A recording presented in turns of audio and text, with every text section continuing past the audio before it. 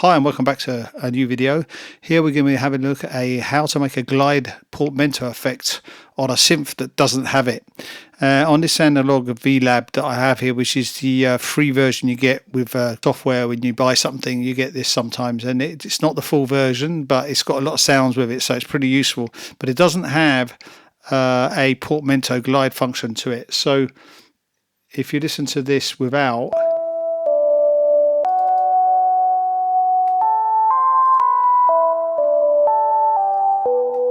this doesn't have a glide on it. So what I did is I went in and discovered with the modulator MIDI effects, if you use the preset sliding grace note, and I saved this as my own one, you'll hear that it gives us that effect.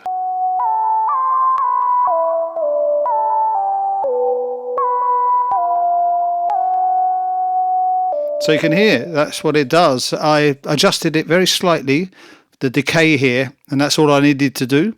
I didn't want it any more than that. You can adjust it the way you want it. I don't use the LFO, it's just the envelope that I'm using. And so that's a pretty cool, useful little MIDI effects that's probably overlooked by a lot of people. You can then have that portamento effect that you need.